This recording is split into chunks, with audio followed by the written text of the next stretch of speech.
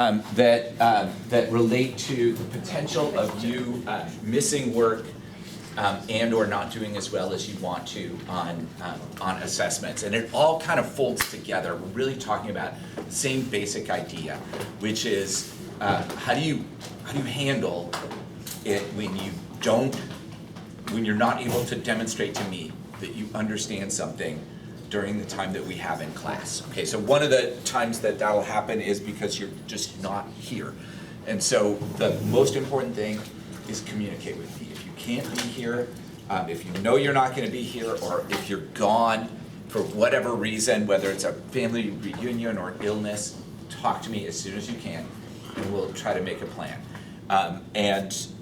One of the things that has happened in the past is that I've had students who want full credit and they want an A even though they've missed a big chunk of class. And so my problem with that is that if I give you an A in physics or AP physics, then it's communicating something to somebody else. And if you missed a big chunk of the class and I never saw whether you understood certain things, then I'm misrepresenting what I know about what you can do. I don't ever want to be in a position to penalize somebody. Like if you're sick for a month and then I'm like, oh well, that feels like a penalty. But the flip side of that is if you're sick for a month and I'm like, well, you don't have to do any of that stuff, then it's not the grade doesn't necessarily mean the same thing if I give you an A. So my decision on this is going to be if you end up missing a whole bunch of class for whatever reason, then you may be better off giving an incomplete and retaking the class next year. Where I will be flexible is I'm not going to be a prescriptive rule follower when it comes to things like, well, you can't drop the class, right? Like if you get sick and then you decide to drop the class, I will suggest to your counselor and the administration that we allow you to drop without penalty.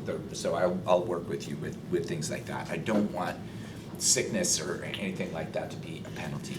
And some of you will miss class for other things. I've had students miss class because of big trips that they have planned, and I think that's really important. I really support that. I want you all to be doing those things. But we need to have a plan in place so that there's no surprises when you get back about what it is that I'm expecting you to do. I've had students, and I'm fine with this, I actually think it's terrific, miss class because of the Soccer World Cup.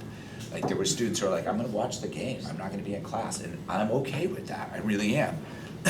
But it does mean that like you're missing stuff, and so just be aware that if you choose to miss class because you want to watch the NBA finals in June, then whatever you miss, you still have to learn that stuff and show me what you know. And that brings me to the next point, which has to do with reassessment. So this really applies to those scores that I'm going to give you that are evaluating skills. If I see it in class, then you're good. And it may be that some of you are going to miss class, you're going to miss this day, and you're going to miss some other day, and you're going to miss some other day, but you are behind the scenes taking care of what you need to take care of. But when you come in and I ask you, hey, can you show me, like, I want to see you use a video to figure out the speed of a ball coming out of a launcher. And you're like, okay, and then you sit down and you do it. And then I will be super happy with that. I don't need you to put the time in where I can see it. I just need you to provide convincing evidence that you have learned the material. So what that means is that most of you are gonna be in a position where if you wanna do a reassessment, if like you don't like your score, any of you right now, for example, every single one of you, if you don't like the scores that are showing up on campus right now in those 3 areas of informal skills evaluations, you can all reassess. You've all earned that right. I will say that there are times when students aren't doing their jobs in class. And if that starts happening, then I start becoming less flexible about how I'm gonna reach out to help you. And this is This comes from a history of a very small number of people, but it's a pretty consistent pattern, who don't learn physics. They don't learn what they need to learn, largely because they're not using their class time. Maybe they're not here, or when they are here, they're not focused on learning physics, and then they want an A. And so, so I'm gonna do my best to try to help you realize like when that's gonna be likely and when it's gonna be less likely. So if you haven't done your in-class work, and you haven't like showed at least some of the skills, that's a really good sign to both of us that you're not doing your job. And if you come to me and you haven't been doing your job, I'm probably gonna say, well, you're out of luck, I'm sorry. It's possible that you've been doing your job, you've been really working hard every day, but there's stuff that's really challenging for you. And so by the time we get to the end of a unit, you're like, well, I still can't do this, Brigar. I'm working every day, and I still can't tell you what the acceleration of this projectile is after it leaves the launcher. And so then you'll have a score that you don't like, and I will work with you. We can make a plan. I will help you learn if you need it, and provide time for you to demonstrate your understanding to me. So if you've been doing your job, then you'll find me to be incredibly flexible. I will meet with you outside of class to help you learn stuff. I will help you through a Zoom session on the weekends. Like I will do stuff to help you learn physics if I see that that's what you're trying to do and it's just taking you a little bit longer. And because I understand that's how I work and learn as well. I will need to see it though. And this is where sometimes there's confusion here, because I've had students in the past who miss class, and a lot of times I think you'll be in okay shape because we're fifth period, but a lot of times it's more common in the spring sports. So golf, tennis, and baseball. People miss a lot of class because of that, especially seventh period or sixth period. And then, so hopefully you won't be missing too much class. That'd be great. But if you do miss class, what won't work is for you to just bring in some stuff and say, well, here's this is the evidence of my understanding. I have to see it. Because too often what's happened in the past, again, with a vanishingly small number of people, but that vanishingly small number of people are very upset and they don't get an A when they turn in work. And I ask them, well, how did you know the ball was coming out of the launcher at 3 meters per second? And their response is, well, that's what my group said. And what I want to see is that you can figure that out yourself. It's not learning if you report what your group did. So I'm gonna ask you to do stuff. It's not gonna be a matter of, here is the work. I'm gonna say, I wanna see you do this. I wanna see you tell me how fast the cart is rolling down the ramp. Tell me the magnitude of the force acting on the book as the cart rolls into it. Tell me what the momentum of this cart is and how much of its momentum is transferred to the other cart. I'm gonna ask you to do those things, and that's how I'm gonna evaluate your skills. You can also do that through a video. So that may mean that you are at home and you're making a video of you demonstrating a skill, or you could do it here too. You can always use my classroom for any of this stuff. This piece is one of those. So in the other class, we had a Leslie Knope moment. I don't think I told you this, did I, about Parks and Recreation? Do you watch that? Anybody watch the show Parks and Recreation? Okay, so there's this episode where the main character, Leslie Knope, she's about to go out on a first date, and she's sitting with her friend, and she says to her friend, well, I just have a few questions for you. And then she proceeds to ask about these absolutely absurd scenarios. She's like, well, what if I take sleeping pills instead of aspirin and then I keep falling asleep during the date? Or what if I accidentally stab myself in the leg with a fork? And her friend is like, Leslie, all of these situations are crazy. They're not gonna happen. And she says, well, actually, these all have happened to me. on a first date. And then she goes through this whole list of things. You know, she was in a sidecar on a motorcycle that detached, and she went down a stairway. And she was like at the movies with a friend, and or with a date, and he was a dentist, and he tried to extract one of her teeth while they were watching the movie, and like it's just this crazy stuff. And my point in bringing that up is that all of the things that I'm sort of painting as cautionary tales have happened. So I've had students, for example, who have completely checked out of my class. They've done nothing, no work. Sometimes they don't even come to class. And then they come to me, and I'm not joking about this at all, in January. And they say, what do I need to do to get an A? And that sounds crazy, but so do Leslie Knope's first date stories. And so I'm telling you right now, and I'm telling you right now, that my response to those of you who are in that boat is gonna be, you go figure it out. You figure out what you're gonna do, you put together a plan, you do all the work. I'm not gonna really help you much, and at that point, okay? I will help everybody if you're using your class time, if you're really trying, if you're asking questions, if you're engaged in learning, if you are convincing me on a daily basis that you really want to learn physics. Then when you come to me in January and you're like, I'm struggling with this stuff, I need some help, then you've got me as your ally, and I'll back you up. But if you are, and again, like the Leslie Knope moment, right? Like I have had students who will come to this class, sit down, open up their AP US history book and start studying for a test. I'm not talking about lunch, because that was awesome. I'm talking about students who do that during class. Like I'm teaching physics and they're doing AP US history. And then 3 or 4 days later, after the test, they come to me and they're like, okay, well, I don't really understand anything that we did because I had a big AP US history test. And I really care about you a lot. And I like my job a lot. And so one of the things that happens is I get very frustrated with that because I want to help you.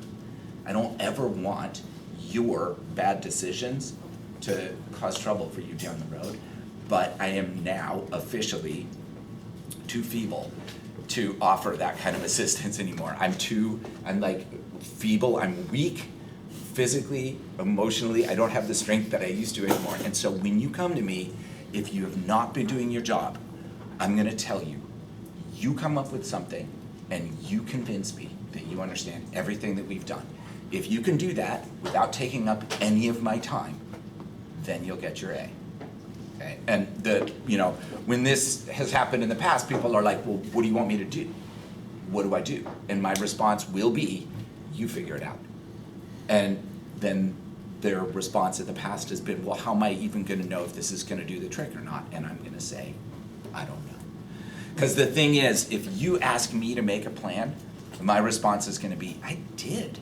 I made a plan and we executed it together and you didn't do your part.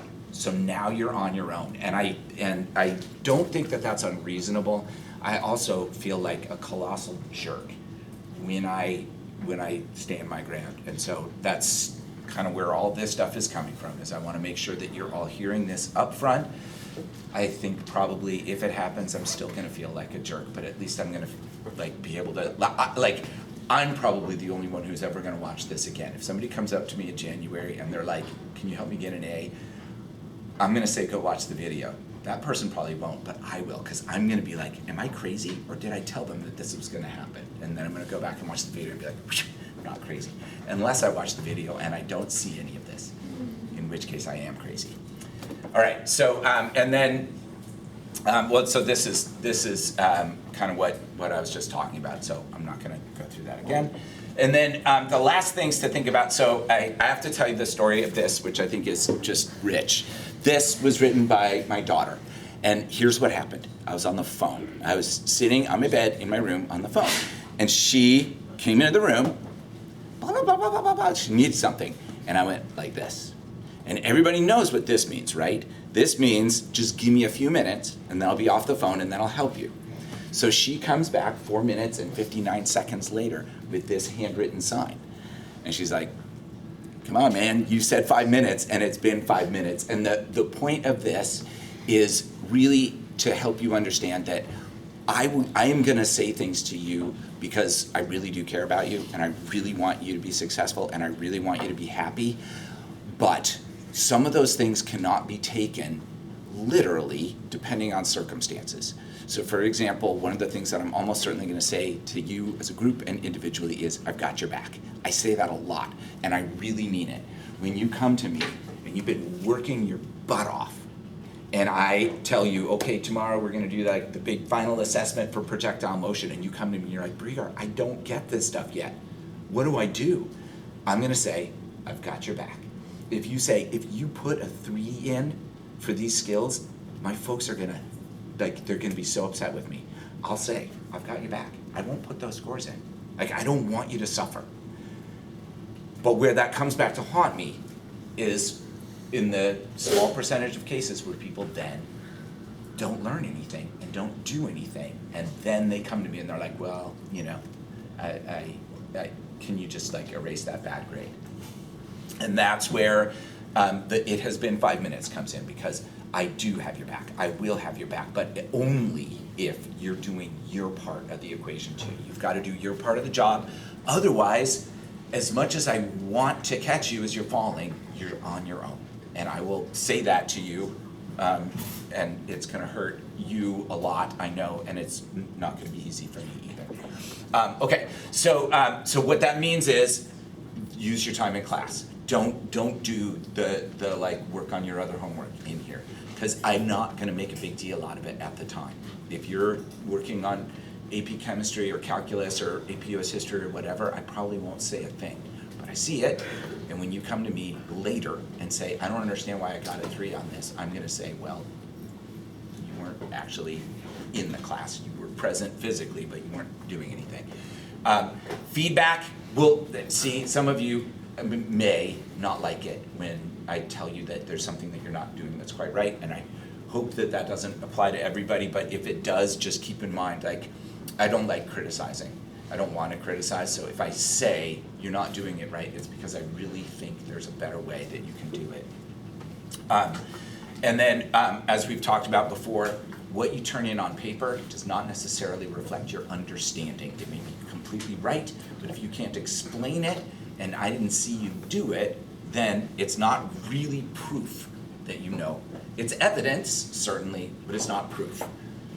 And then this piece here, so when I say make personal sacrifices, I don't mean do my job. I will do my job for everybody in here. Every single one of you has my pledge that I will do my job. Every single day, I will work with you in the same capacity to do my job. But I will also go beyond that. I will happily, as I mentioned before, talk to you via Google Meet on the weekend if you need me to. But only if you're in here doing your job. If you need my help and you weren't using your time in here, you're not gonna get my time out of here. So bear that in mind.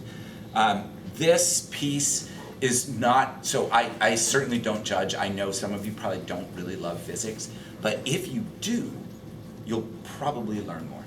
And so what I would suggest is, if you're thinking like every day, you're like, oh, physics, I hate this class, so boring, but maybe we could figure out a way to make it seem more fun to you. And if we could, then I bet you'll learn more. So, and I'll work with you on that. Like if you come to me and you're like, Brigar, I just don't know what, like it's just boring. It bores me so much. Is there anything we can do? I don't know, I'll work with you. Because I would like it to be fun. Sometimes you shouldn't be here. And I don't want any of the things that I've said prior to this make you feel like you need to show up and work hard on a day when you're really suffering. So if you have if you're sick, if you are not in good health emotionally, like if you need a day off, you can have a day off, okay? I will give you a day off, you can talk to me, or you can just take the day off and tell me later. I will do it, and I encourage all of you to do it when you need it. So I'm certainly not saying you need to like make yourself miserable. I'm talking about like an overall pattern, right? Like be here and be positive and then every once in a while, when something bad happens, I get it. I don't want you to suffer just to prove that you are engaged in the class. I'll know. And then this piece here, this is for me. It's really not so much for you.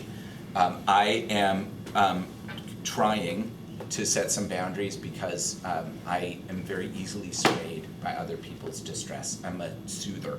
I want everybody to feel good. And so when you're upset, my initial response is going to be, what can I do to make this better? And if it, like I am often tempted to do things like, I'll just give you an A. I just want to fix the problem. And I'm not going to do that because it's not good for me, and I ultimately don't think it's good for you either. So I'm going to maybe cry with you, but I will not change my decisions just because you feel terrible about things that you chose. And that I don't love, but I think it needs to be there for all of us. And then this piece is here for me as well. I am not argumentative in the sense that I seek out arguments, but I crave being understood. I really want people to understand me. And so when there's a disagreement, I tend to go overboard with trying to explain where I'm coming from. It feels argumentative at the time, and I don't think it's healthy. So again, my decision for myself is that if we have a disagreement about something, there will come a time when I acknowledge your opinion and stop arguing. And so that means that there may be times you may say, I've worked hard enough, I earned an A, and I may just say, okay, I hear you. But that doesn't necessarily mean that I'm convinced. So just know that, and that's something I'm trying to work on for myself personally. All right.